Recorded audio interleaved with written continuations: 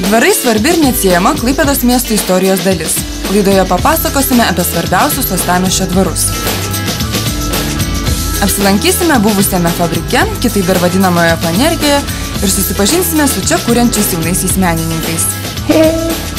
Laida Kultūra Plius žiūrėkite netrukus.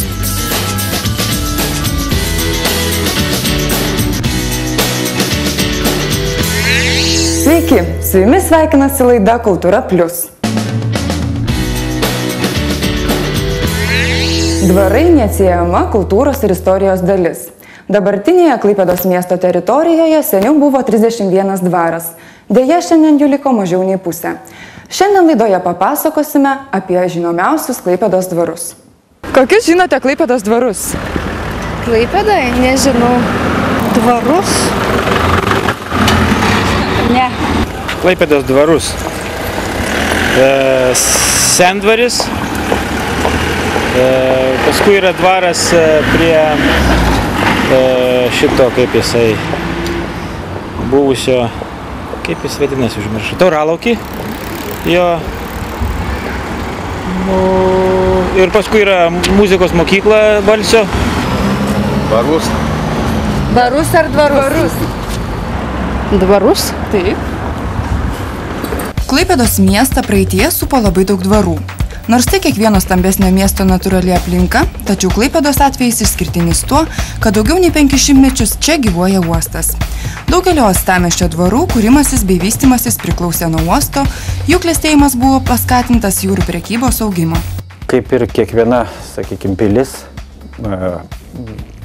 senais laikais turėjo aplink save kažkokius tai ūkius, kuriuose buvo auginami grūdai, galvijai ir taip toliau, kad aprūpinti pilį maisto produktais. Kaip žinome, Klaipėda pastatyta 1252 metais ir jau tada pilis, nors buvo pastatyta iš jūros, vis tiek turėjo būti aprūpinama maisto produktais, kad išgyventų tie riteriai, kurie toje pilyje įsikūrė ir saugo pilį. Šiandieninėse Klaipėdos administracinėse ribose iš tikrųjų buvo labai daug dvarų. Kadangi miestas išsiplėtė, miestas buvo pradžioj senamiesčio ir naujamiesčio tik tai ribose. Tačiau šiandien mes jį matome nutįsusi iki Smeltės ir iki Kalotės. Taigi šiandieninėse miesto administracinėse ribose yra per 31 dvarą. Seniausių Klaipėdos dvarų laikomas Sendvaris. 1376 metais jau minimas toksai ūkis. Jisai tuo metu vadinosi Vyhov, tai reiškia šieno kiemas.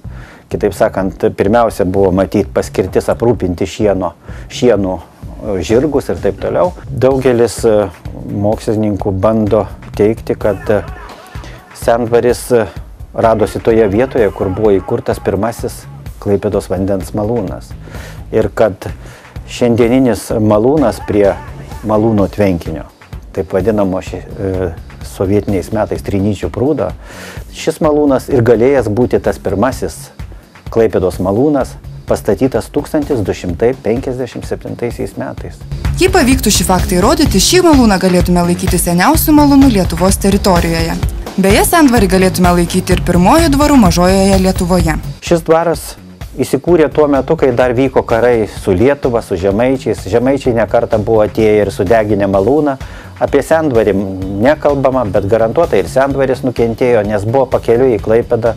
Todėl lietuviai, žemaičiai tikrai nepaliko tokio turto be priežiūros. Šiandien dar yra išlikęs ir senasis malūnas ir Sendvario pastatai, kurie dabar yra urbanizuoti. Gana sudėtinga, nes jisai vystėsi įvairiais laikais ir nukentėjo per karus ir ne per vieną, ypač nukentėjo per Pirmąjį pasaulinį karą, kada Sendvario visas kompleksas buvo sudegintas ir pateko netgi į to meto atvirukus kaip pavyzdys, kaip rusai elgėsi su dvarais Prūsijoje. Kitas labai senas Didžiojo Tauralaukio dvaras paminėtas 1462 metais. Tauralaukio dvaras plėtėsi kitoje dangės pusėje, į Mažąjį Tauralaukį ir tenai kūrėsi mažesni dvareliai ir iš jų vėliau išsivystė ir susikūrė, nupirkus žemės, vienas Mažojo Tauralaukio dvaras, kuris yra išlikęs iki šių dienų. Beje, didysis tauralaukis neišlikęs, jis yra karo metais nukentėjęs, sudegęs ir sunaikintas. Jo vietoje šiandien matome privačių namų kompleksą. O mažasis tauralaukis išlikęs labai sėkmingai ir šiandien yra nerestauruotas, tačiau stovi ir galbūt ateis laikai, kada jisai vėl atgims. Mažojo Tauralaukio dvaro kompleksas, kurio teritorijoje parkas Ąžuolynas prie Danės, dar laukia tyrinėjimų. Kitas įdomus prie Klaipėdos buvęs dvaras Bachmano dvaras. Tai didelis valdų kompleksas prie Danės upės. Jisai garsus tuo, kad tame dvare gyveno, gimė, augo garsus Klaipėdos ir ne tik Klaipėdos, bet visos Prūsijos poetas, vienas pirmųjų pasaulietinių poetų Simonas Dachas. Netoli Malūno tvenkinio jo iškišulyje įsikūręs Joniškės dvaras, kurio pastatai buvo išlikę ir po pasaulinių karų. 16 amžiuje šioje vietoje buvo avių diendaržis. Šis dvaras buvo įdomus tuo, kad jame buvo garsus toksai dvarininkas, kuris išsaugojo ir padovanojo Klaipėdos magistratui karalienės Luizės sofą. Tai yra sofa, ant kurios labai mėgo pasėdėti karalienė Luiza.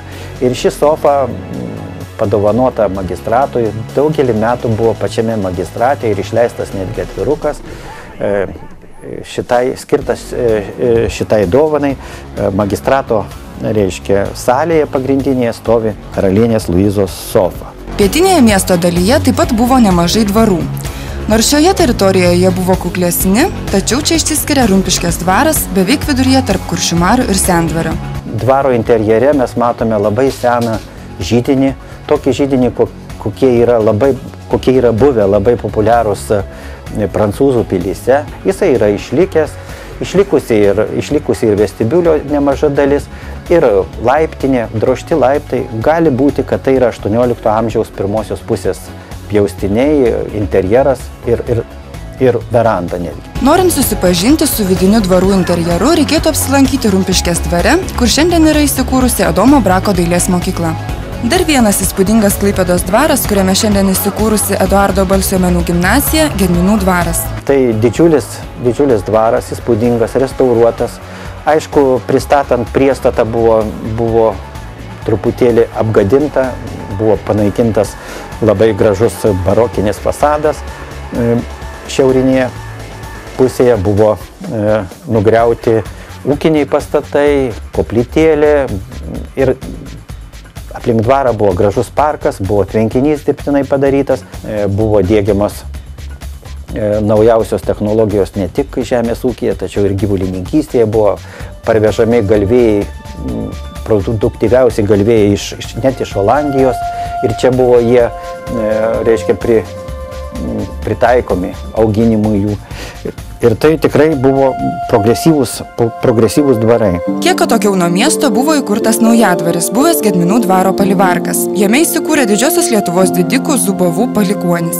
Dvaras vertėsi daugiausiai žemės ūkių ir buvo labai progresyvi žemės ūkio ir technika, ir priežiūra. Pats dvaras aprūpindavo miesto nemažą dalį šviežių pienų.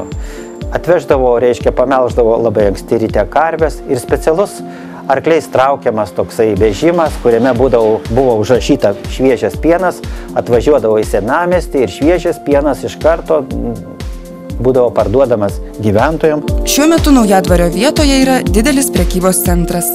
Daug dvarų Klaipėdoje ir neišliko. Tų dvarų, aišku, pamatai po žemę galbūt ir yra, bet apie juos dar yra sunkiau papasakoti, kadangi, pavyzdžiui, Budelkiemio dvaras, kuris buvo jau išvažiavus iš Rimkų, leidžiantis žemyn prie Smiltelės upelio, kairėje pusėje, išlikusi tik tai aikštelė ir dabar ten netgi kažkoks tai dujų vamzdis kyšo.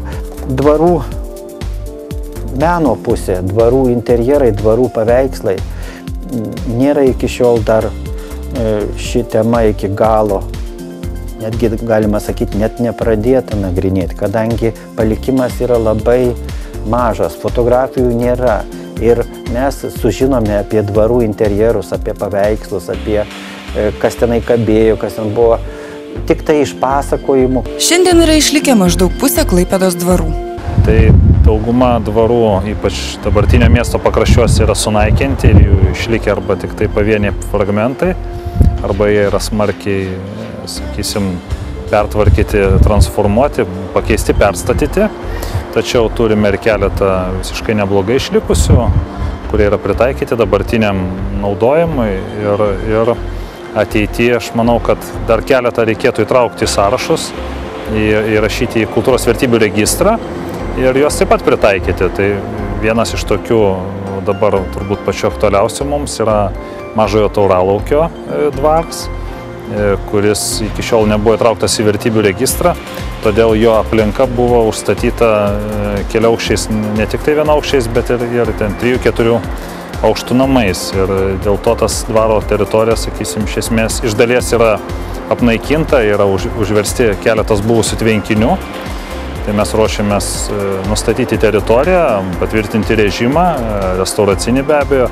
Ir aš manau, kad kadangi tai yra privati nuosavybė, tas, kas tą dvarą įsigytų, galėtų jį panaudoti ar viešbučiui, ar kokiai nors kitokiai, panašiai komerciniai, rekreaciniai veiklai.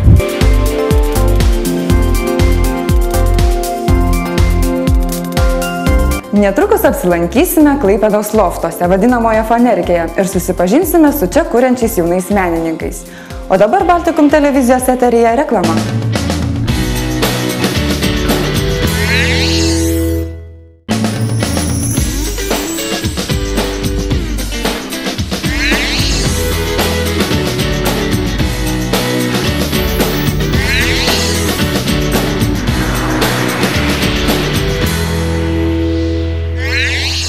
Neatsiejama daugelio miestų kultūrinio gyvenimo dalis pogrindėje veikiančios menininkų organizacijos.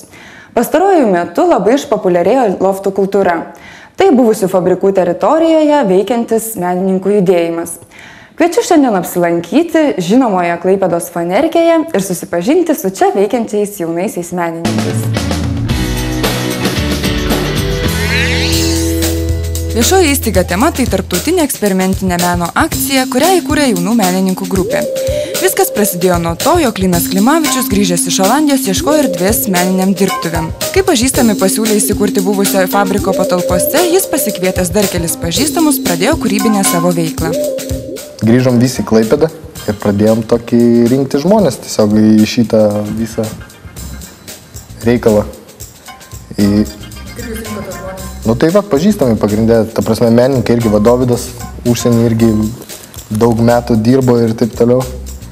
Grįžau vien tik tai dėl to ir pasilikau, vėl turėjau išvažiuoti. Dėl to, kad Linas pagavo mane, sako, davai darom kažką.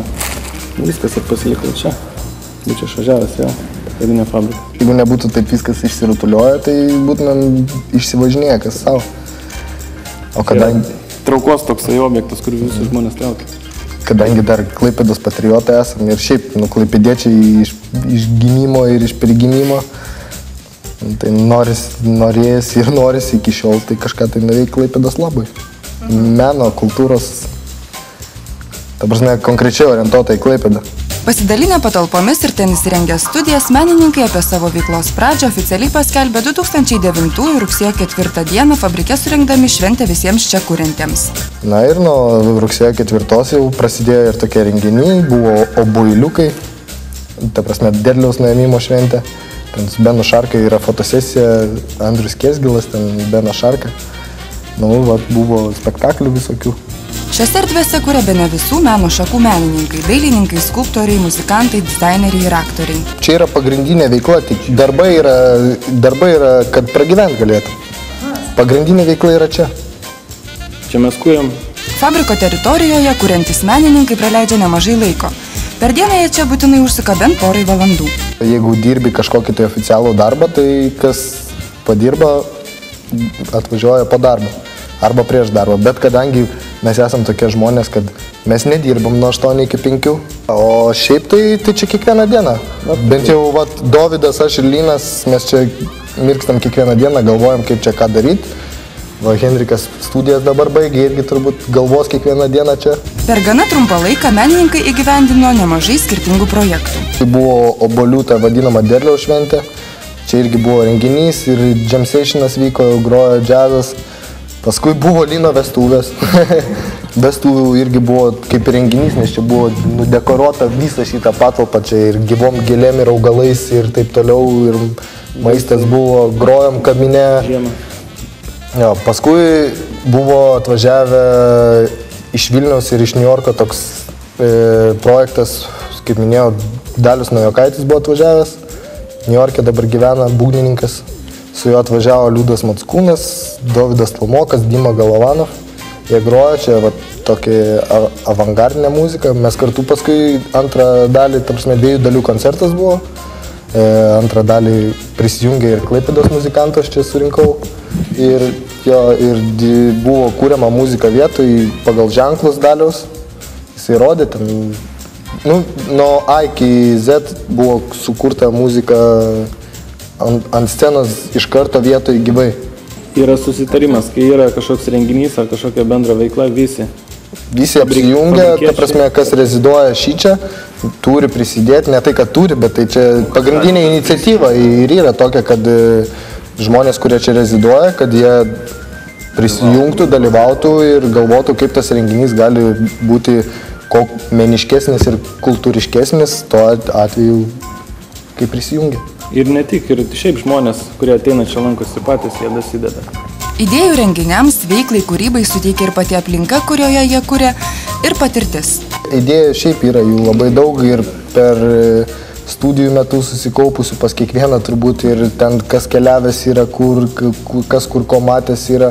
To, ko nėra Klaipėdai, pavyzdžiui, yra Olandijoje, yra Anglijoje, yra Prancūzijoje, tai o kodėl čia nepadaryti taip, kaip visam pasaulyje dirba žmonės, menininkai.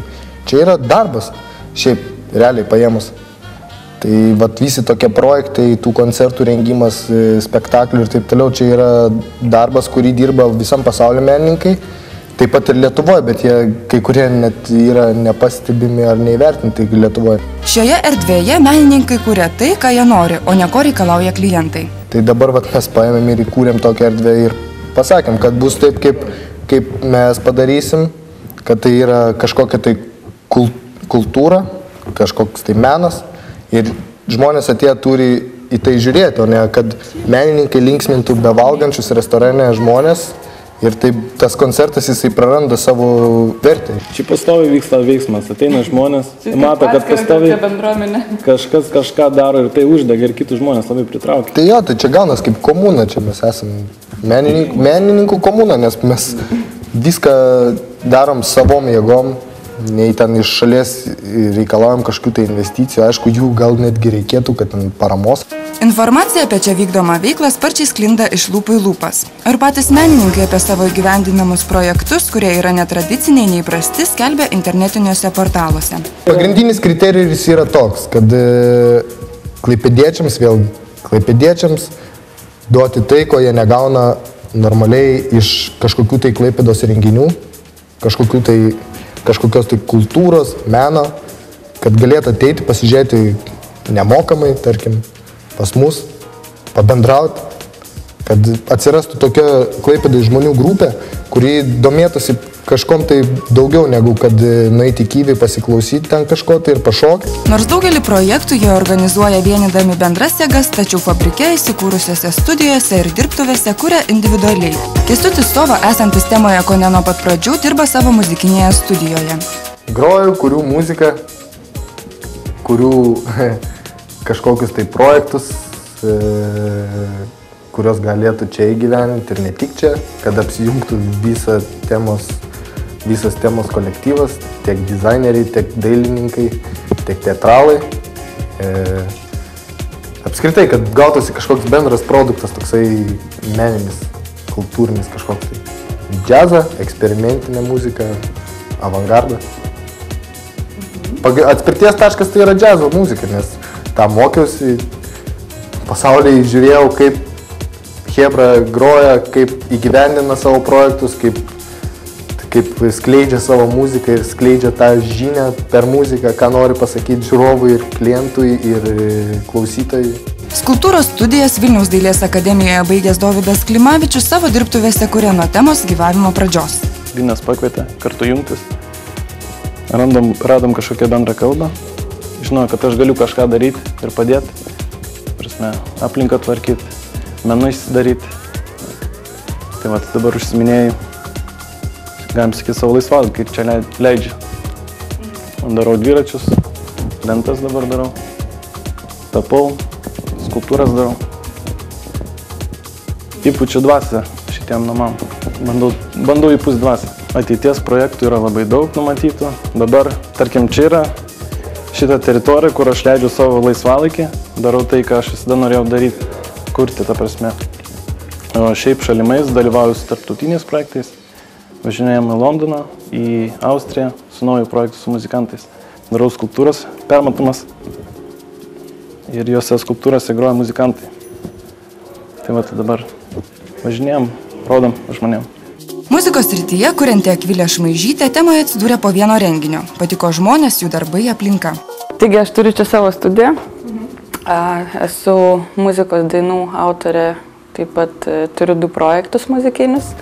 Vienas yra prancūziškas projektas, o kitas yra su elektroninė muzika, Sounds Engineers with Akvilė. Čia aš dirbu individualiai, grinai. Aš ruošiuosi čia tiesiog kūrybinis čia procesas vyksta ir darbas individualus. O visi kiti būna, kad ir čia repetuojam iš tikrųjų, arba pasinaudojam podcasto erdvę, o taip dirbam irgi kitose studijose dar. Įsijungiam irgi visą laiką bendrus projektus, tai kiek galiu irgi padedu, kai tem organizuoja kažkokį projektą renginį, tai kiek galiu prisidedu ir pagelbėju, kom galiu. Kiek vėliau šios menininko organizacijos veiklą įsiliejo ir Donatas Savickis, šiuo metu studijuojantis režisūrą Klaipėdos universiteto menų fakultete. Aš susidomėjau, nes kaip tik norėjau savos erdvės gal, kad galėčiau nekurti, eksperimentuoti. Nu, kaip čia vyksta renginiai, tai mes, kaip pasakyti, darome įvairius performances, taip galiu vardinti, mini tokius pasirodymus, nu, grinai to renginio tema. Pastovus gal yra 5 žmonės, tai irgi yra studentai, kurie irgi, kaip pasakyti, yra linkę eksperimentuoti ir tiesiog daryti, veikti kažką.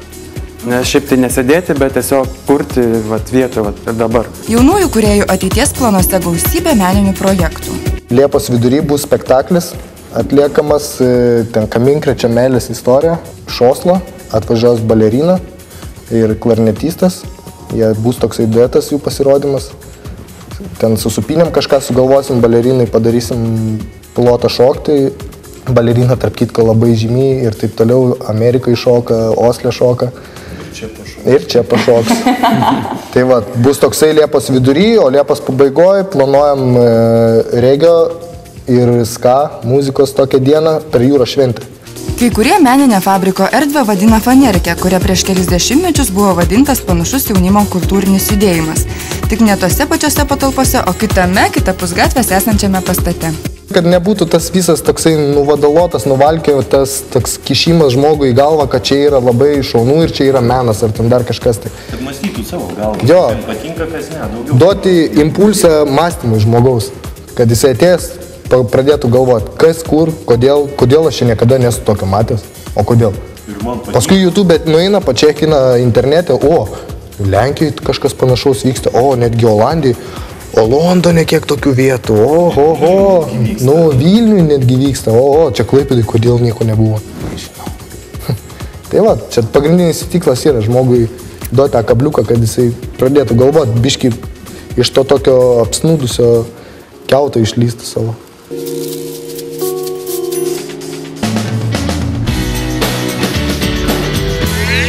Nors į Klaipėdą atėjusi vasara nedžiugina šiltais orais, tačiau uostamiestyje jaučiamas kultūrinis karštis. Pristatome jums kultūrinės Klaipėdos naujienas. Birželio 28 dieną Klaipėdos dailės parodų rūmuose vyko projekto Stiklo menas virtualioje viešoje erdvėje pristatymas. Čia reprezentuojami 21 menininko pastarųjų metų autoriniai darbai. Vienyje stiklas galbūt, nes įvairūs pakankamai darbai nuo interjerinių iki kažkokių konceptualių darbų, kurie atlikti ten galerijose, bet lygiai taip pat irgi atlikti tam kartui ir labai sunku juos pakartoti iš naujo, todėl toks kaip užfiksavimas, kaip istorinė medžiaga ir kad kuo plačiau būtų pristatoma visuomeniai, nes tas projektas pristatytas Kaune, tai dabar Klaipėdoje, po to bus vežiojamas į skirtingas Lietuvos miestus. Liepos 1 dieną Ievos Simonaitytės bibliotekoje vyko renginių ciklas skirtas Arsenijaus ir Andrėjaus Tarkovskių kūrybai. Vyko susitikimai, dokumentinio filmo peržiūra, buvo klausomosi paties autoriaus skaitomų eilių įrašai. Pristatytos net 3 knygos skirtos šiems kūrėjams. Liepos 3 dieną Klaipėdos Lėlių teatre įvyko premjera Lėlių vaidinimas kūdikiams Apapa. Tėvai veda labai mažus vaikus ir kažkaip tiesiog pagalvojome, kad reiktų padaryti spektaklį visiškai mažiukams vaikams. Ir tiesiog labai paprastai pasiremti tautosaką, visokiomis tenais paprasčiausiamis dainelėmis, kurias jau nuo mažens tėvai su vaikais dainuoja. Ir tiesiog, kad būtų atpažįstama paprasta ir kad lėlės, aišku, būtų ryškios, spalvingos. Nida kaip visada turi kuo didžiuotis tiek savo unikalia gamta, tiek kultūrinių renginių gausa ir džiaugiamės, kad šiemet tęsiasi vienas iš svarbiausių Nidos festivalių, tai Tomo Mano festivalis, jau 14 kartą organizuojamas tarptautinis meno, koncertų, parodų ir kino renginių festivalis. Kaip ir kiekvienas festivalis, šis turi savąją temą, kuri yra susieta būtent su Tomo Mano kūryba, mintimis. Ir šių metų festivalio pavadinimas yra skirtas dvasios diduomenės temai. Ši tema pasirinkta dėl to, kad labai aktualu šiuo laikotarpiu atsigręžti ir pažiūrėti, kokia yra iš tikrųjų meno reikšmė, meno svarba ir kokia yra galbūt mūsų intelektualų arba elito reikšmė ir atsakomybė šiame laikmetyje.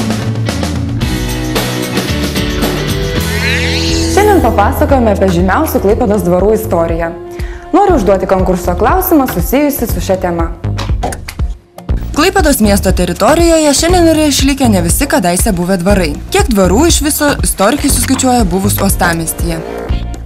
Kitą savaitę burtų keliu mes išrinksime vieną laimingąjį. Jam padovanosime Klaipėdos koncertų salės įsteigtą kompaktinę plokštelę, kurioje įrašyti Klaipėdos kamerinio orkestro atliekami kūriniai. Praėjusioje laidoje mes jums uždavėme klausimą, kiek Vilniumo kanale buvo šliuzų. Į šį klausimą teisingai atsakė mūsų laidos žiūrovė Olga Kaviršina. Šiandien su ja susitinkame. Taigi, Olga, koks teisingas atsakymas? Teisingas atsakymas yra 3 šliuzai – Lankupių, Drevernos ir Klaipėdos.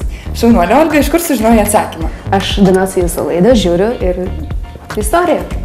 Aišku, tai dėkui, Olga, tau mes tau padovanosime Klaipėdos koncertų salės įsteigtą kompaktinę plokštelę, kurioje galėsi pasiklausyti Klaipėdos kamerinio orkestro atliekamų kūrinių. Dovanojame. Dėkui, ačiū labai. Klausimas. Ačiū. Iki.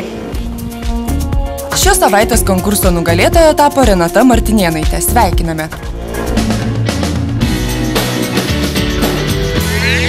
Dėkoju, kad šį pusvalandį buvote su mumis. Susitiksime vėl kitą sekmadienį Baltikum televizijos eteryje. Su jumis buvo laida Kultūra Plius.